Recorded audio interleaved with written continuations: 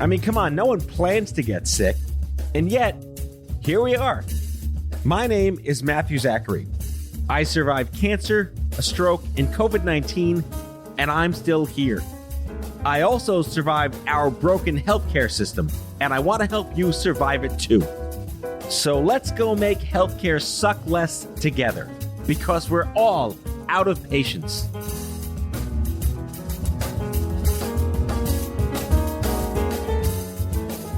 Hello, friends. Welcome back. Quick reminder, as always, before we get started, if you like the show and you're on Apple Podcasts, leave a like, a rating, a review, or don't.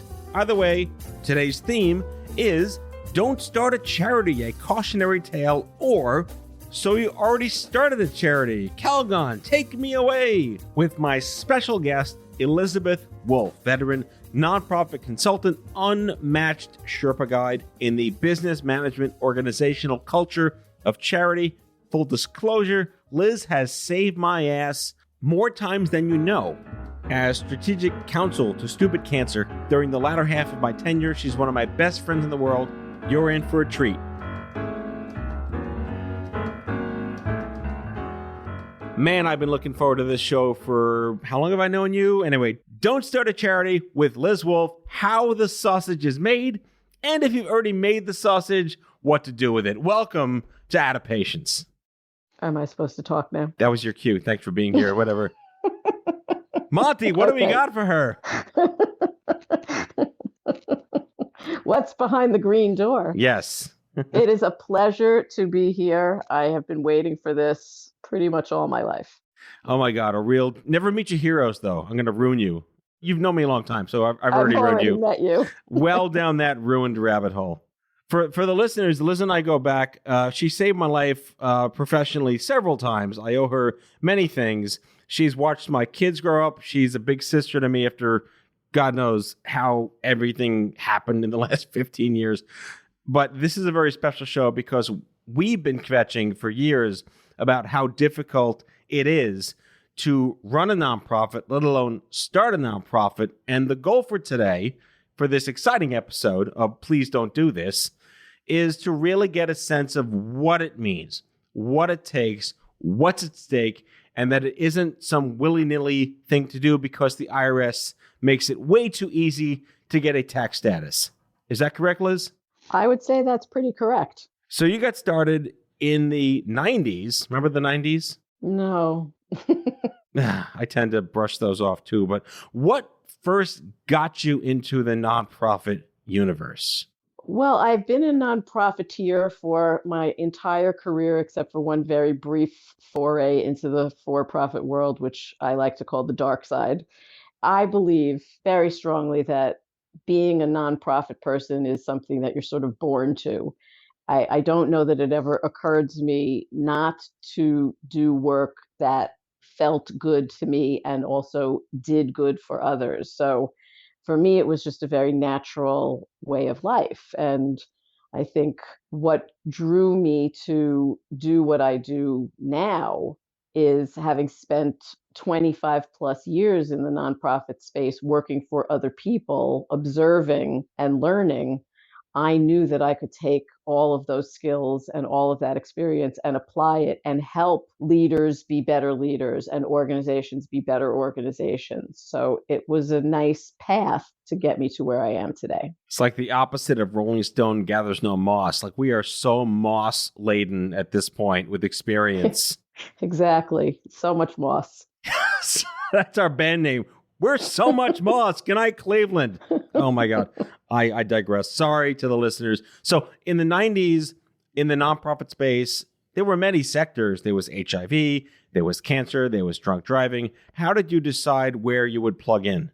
I was pretty much plucked into the oncology space. I had been doing more generalist work and working for larger organizations, doing big picture, public health oriented nonprofit work. And I found myself jobless at one point in the late 90s. And the next thing I know, I'm working for a breast cancer organization. And it was at the pretty much close to the peak of the breast cancer, everything pink ribbon movement. Everybody was talking about breast cancer, and Komen and all kinds of organizations that were popping up to serve this population. And I found myself working for an organization which has since closed. It closed actually in the mid 2000s. That was my start. I found a niche. I made a lot of contacts, a lot of friends, many people who I still am very close with. And it really was very formative to all of the work that I've done since. And today, like, we think pink ribbons and ugh, but it can't be understated from a historical perspective how important it was in the late 90s for the breast cancer. I'll almost say it was like the act up of HIV. There was like rallies and anger to force the system. And if that hadn't been the culture at the time, wristbands and ribbons be damned, we would not be where we are today. Could you explain that? Well, the breast cancer world very much took the AIDS movement to heart, especially in the area of activating over drug development. That whole activist kind of spirit carried over into all of the advocacy efforts that came from that. And in addition to that, there was a tremendous amount of money being poured into the breast cancer space from companies and corporations that wanted to support breast cancer. So cause related marketing and corporate social responsibility side, that was pretty big at the end of the 90s and into the 2000s. So it was a really active time in the breast cancer world. Yeah, and again, I want to reinforce what I said before about reinforcing that, this happened so long ago, it's hard to get perspective on what it meant at the time. There was no internet, there was no social media, there was just like people gathered in person. They had the 3 days and the 5 days and the 1 days and mass gatherings, like social good protests, raising tons of money. It must have been extraordinary by comparison to how things are done today.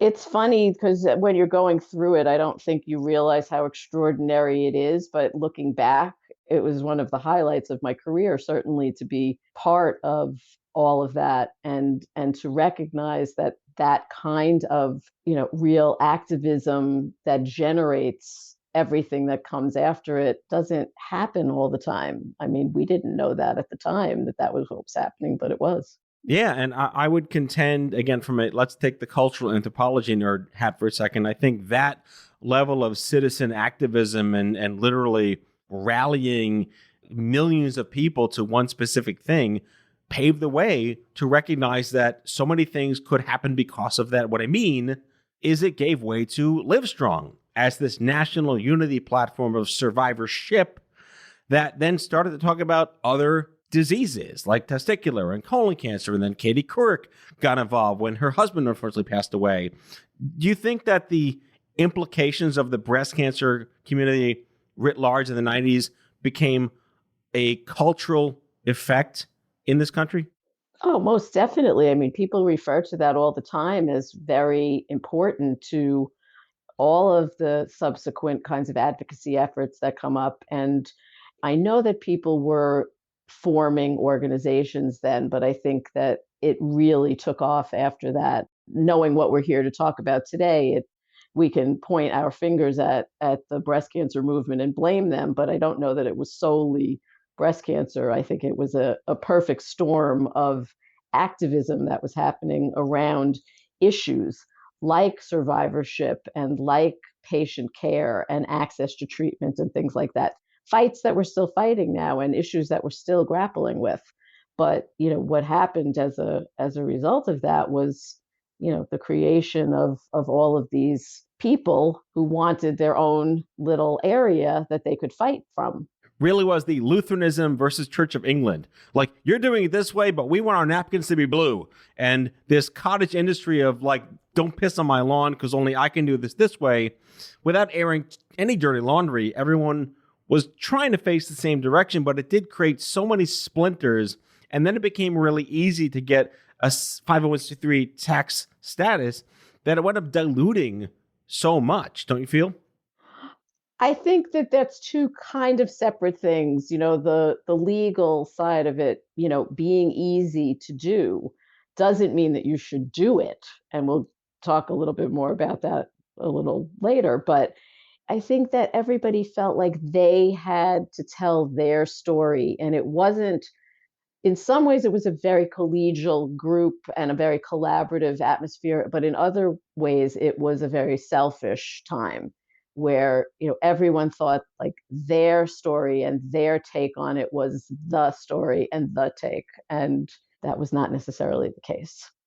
Yeah, which brings us to what we'd like to talk about is you get very passionate about something you care about, and typically, let's focus in oncology just for the sake of this particular conversation.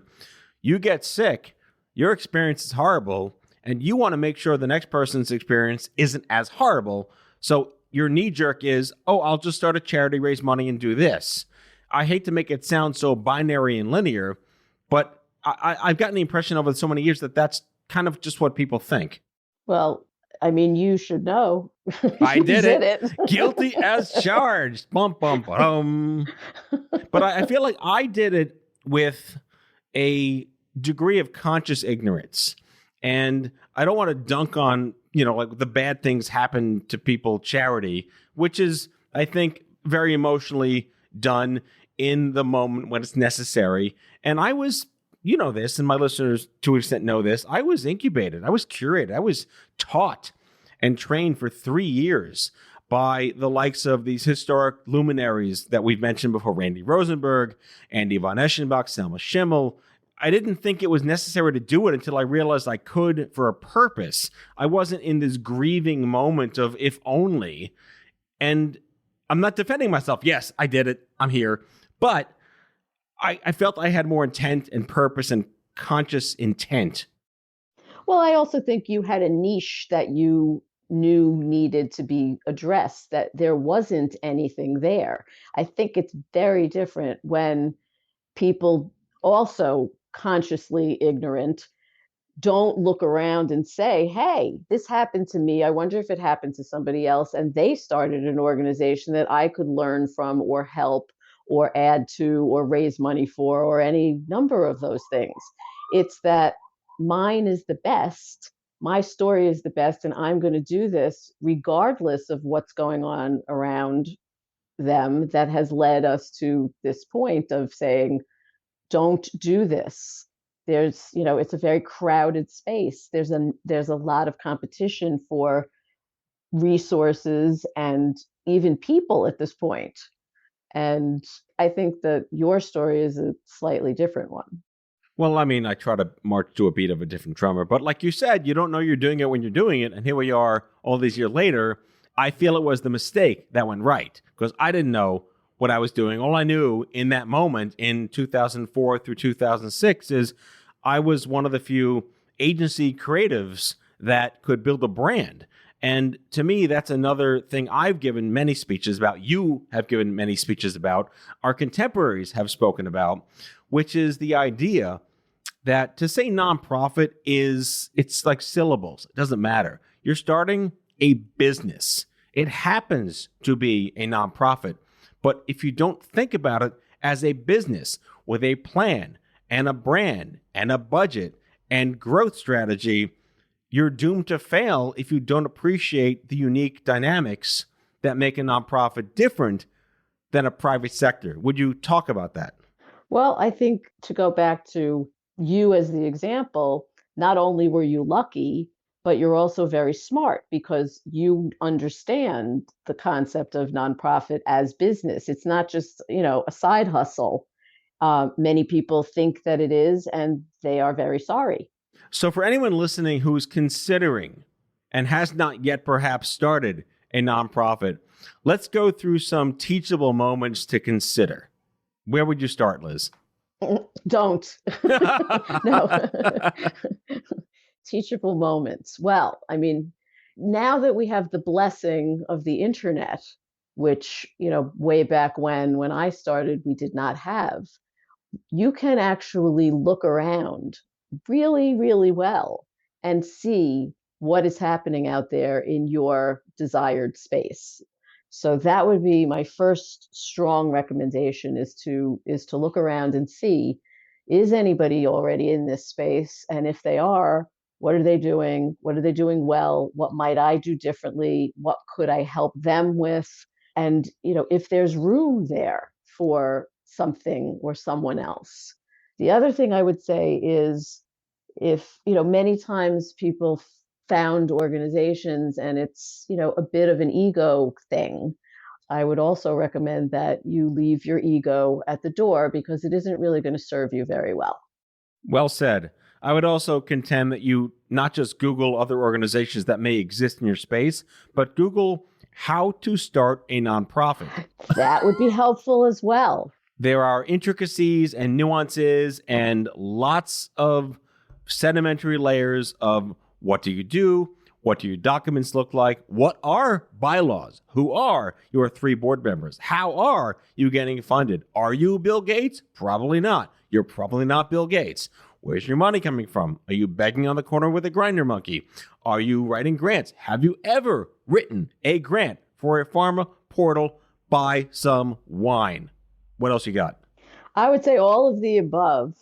And don't underestimate any of those things. I mean, you just ran through them pretty quickly, but each one of them separately is extremely important and time consuming. So again, this is not a side hustle. This is a full-time job, and it can be, many times extremely gratifying, but many times extremely frustrating.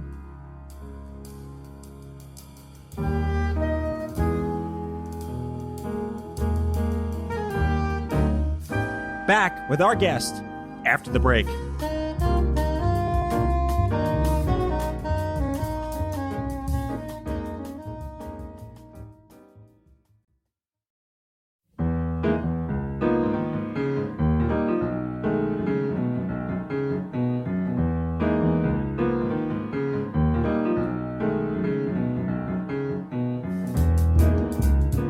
All right, Liz, part 2, we're going to talk about, so you've already started one and you have no idea what you're in store for, or you're already in the tornado and just need help. This is where you need Liz Woolfe in your life. Here's why. Here's why.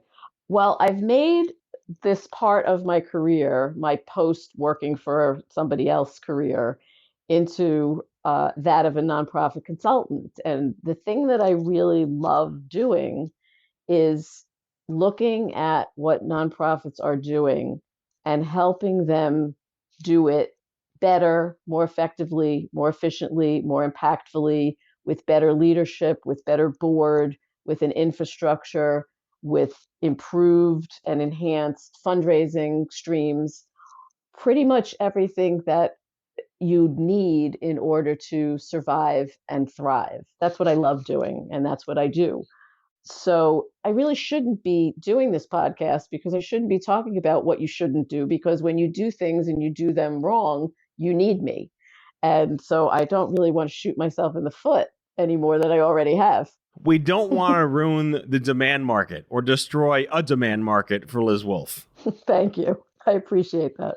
So my 2 cents, people ask me, well, how did you do it? The joke is, of course, it was a huge success overnight that just took 15 years. But truth be told, I didn't earn a salary for 3 years. I had no staff for 3 years. I did this, and I had the privilege of throwing myself into this whole hog when I see so many people lovingly half-ass it with a foot in their full-time job and trying to get this done, and they just don't have time. So what justice are you doing to your mission? And by the way, do you have a mission, a vision? Do you have a deck, a website, normal things that you just need? But I'll tell you, and Liz, I want your comments because you were there right with me. Here's the magic secret sauce. Stupid Cancer was unlike nearly every other nonprofit organization I've ever heard of or worked with, because, drum roll, we were never donor dependent. I feel like I'm at the airport saying, lose weight, ask me how. However, all of that is true. And at the same time, it was like many, if not all, startup or young organizations in so many ways. So, so many of the problems and so many of the challenges and so many of the walls that you hit, and so much of the time that I was holding your hand, telling you that it was all going to be okay, it was all going to be okay, but it was also very typical. But yes, there were definitely some significant differences in how stupid cancer came about. But I think the important thing for people to know, if they're thinking of starting nonprofits or if they already have, is if I had a nickel for, all of the times that I encountered any and or all of the problems that you just talked about, I'd have a lot of nickels. These problems are across the board quite typical and quite common and not necessarily intractable. So, there is hope, there is light at the end of that tunnel, and it does feel like a tunnel. I'm sure you'll attest to the fact that sometimes it felt like you were slogging through, and that's not pleasant. It wasn't pleasant. And you taught me about the nonprofit plateaus, and that these are very normal, and you don't realize you're getting it. Oh my God, we made $500,000 this year, and then you're making $500,000 for 3 years until you make $1,000,000, and then you wait 3 more years to make $2,000,000. It isn't. I mean, like, you look at the Dow Jones over 100 years, yeah, it goes up, but month to month, year to year, it's pretty flat. Unless of course you're GameStop as a recording of this episode today. But where I'm getting at is you have to have managed expectations as a leader. And let's talk about this, because I own this. I'm not a people person. I don't like managing people. I'm not good with volunteers. People will be nodding their heads if they know me by listening to this show. You have to have good communication and people skills if you're going to have employees. Leadership is hard.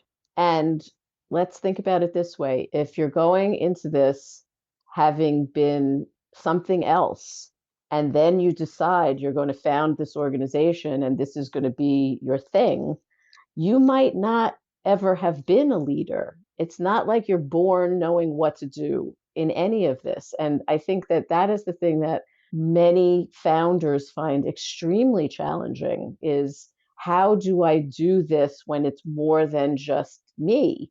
How do I make this grow and then deal with the fact that I am then the boss? And learning how to do that and figuring out how to do that can be a really painful process. Right, which brings us to the segment where we channel our two heroes, Woolfe and Dan Pallotta, who I've mentioned many times. I've had Dan on the show twice. Liz, you knew of Dan before I knew of Dan, correct?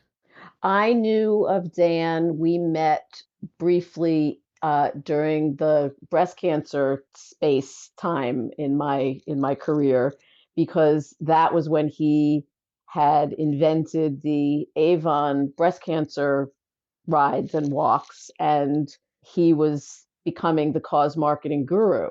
What has carried over from that is he explains philanthropy better than anybody I've seen. And, for the masses, he's just the go-to person for explaining philanthropy.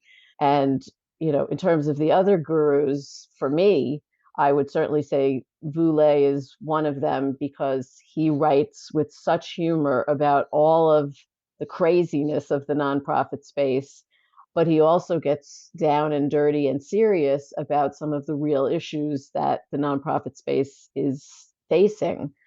Uh, Additions to that for me are Jim Collins, who wrote a seminal book, Good to Great, and has written several books that riff off of the themes in Good to Great, about how companies succeed and how important leadership is.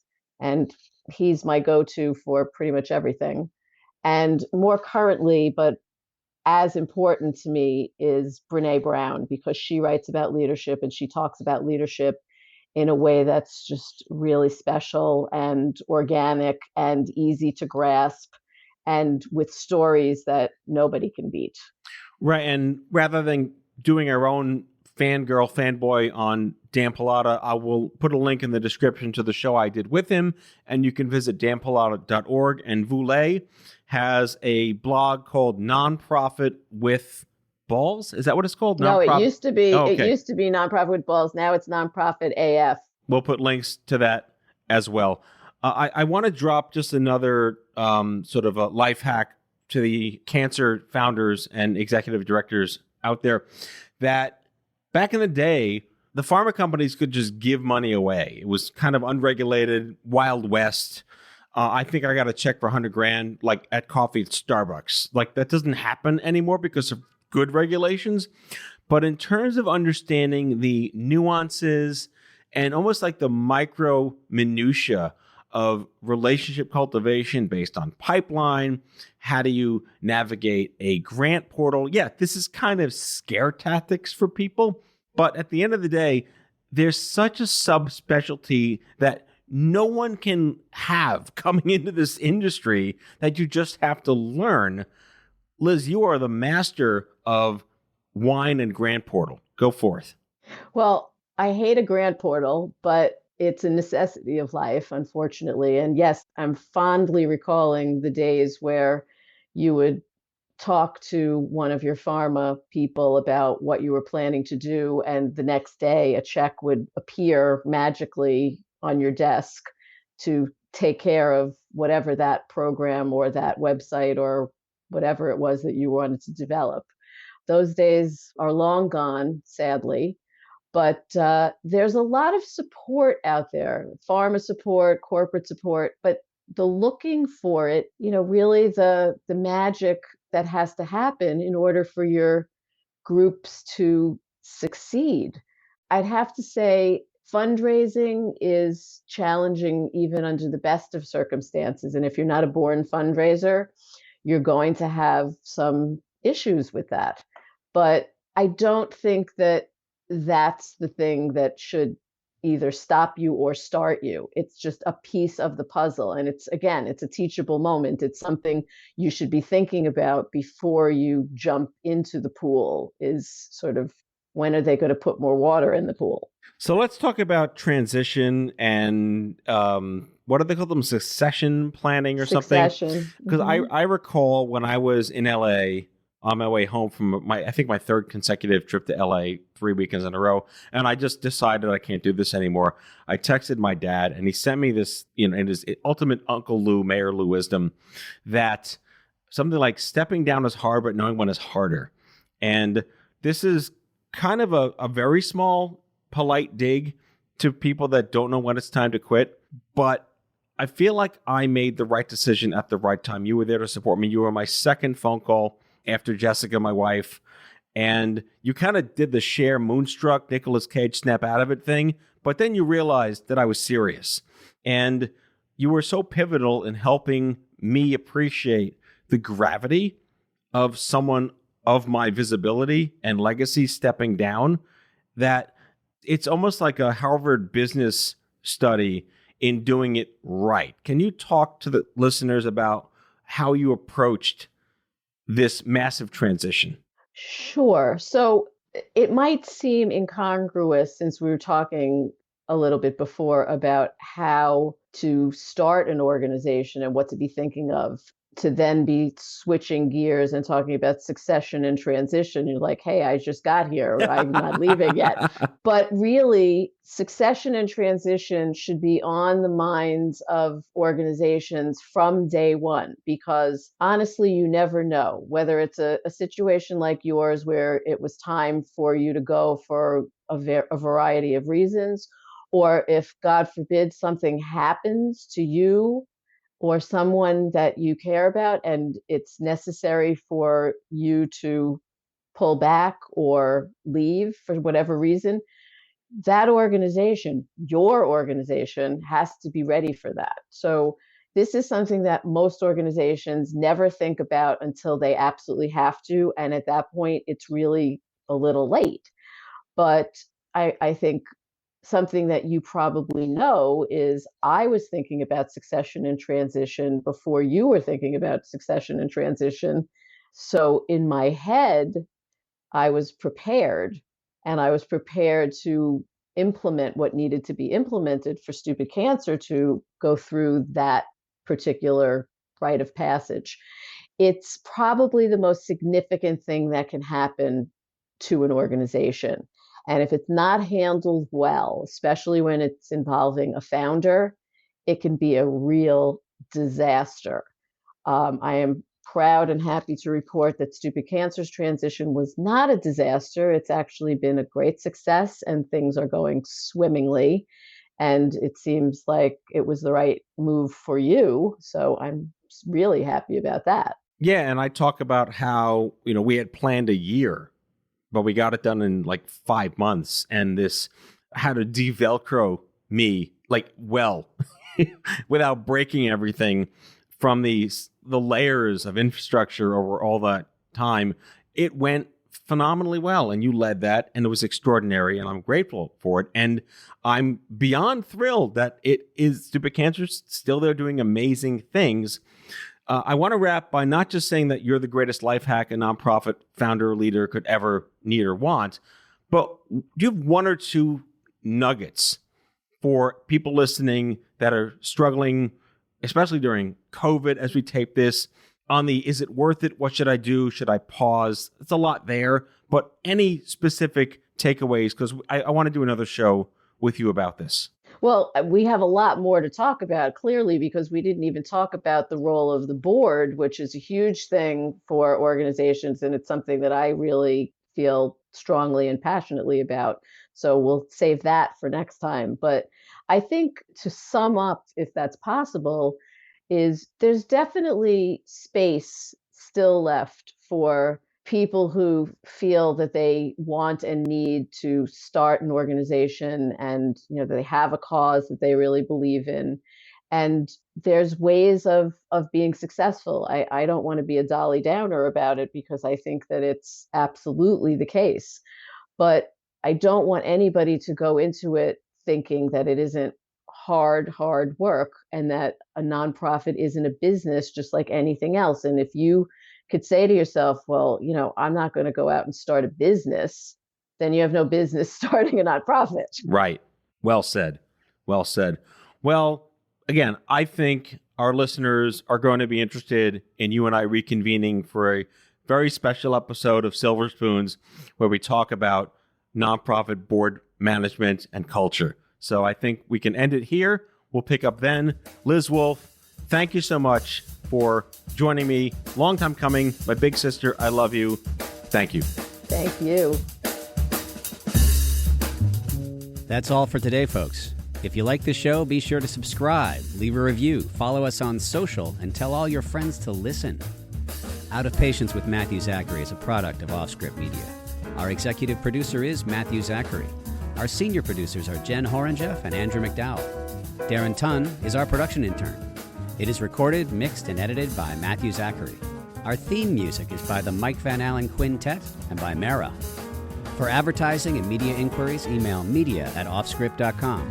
Hit us up at contact@offscript.com to share comments, feedback, and make guest recommendations. For more information, visit offscript.com.